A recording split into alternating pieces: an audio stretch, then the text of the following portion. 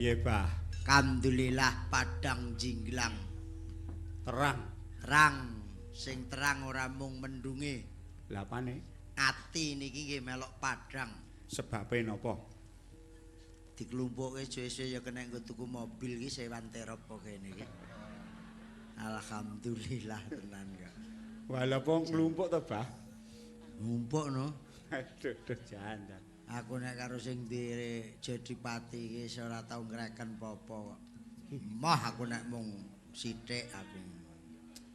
Kudu akeh. Ha iya, Kek. Mongko nggonku ki ya, Bah. Nggih. Sepasaran bayi iki nggih mben iki nyewa tarup cilik ngono kuwi larang iki, Bah. Kayak iki ambane sakmene ngebaki sawah kok ngene iki. Yes pokoke rong nyangan no kena nggo sepeda motor loro. Oh, malah obo iki.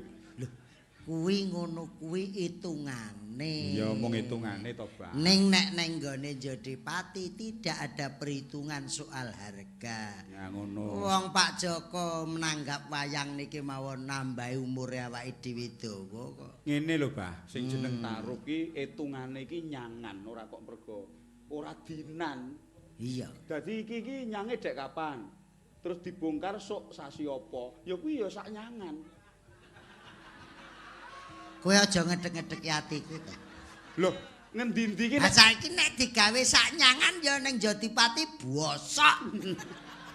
Oh, mulai suro sayayahe ini ra dibongkar belas. ya minimal ki ora nyangan, Bah, nek ngono. Ya Iya.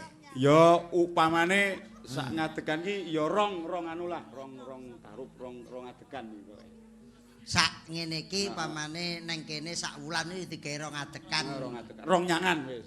Nah aku ya wis ora hitungan ngono ki ngopo. Musuh bola dhewe kok, Mas. Nah, ya Mbak, kok njaluk rasa hitungan dhuwit ya wis karek. Iki mok duwike pira, mok tuku pira, sah. Ngono ae kok.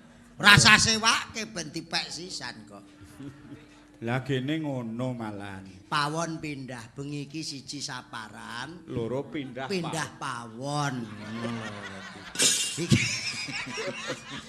Rumah sakur gur ngalih pawone kok wayang. Slametan kene iki aja meneh wong yoga nguyuhe ngalihe dibrokoki kok.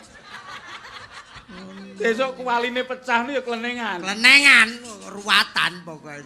Sakakan Sukerto to awake dhewe iki. Ngono wong ki tambah sinden ngeterne kayu glondongane ya dislameti kok iki. Iki kak brokohan kayu jati teko.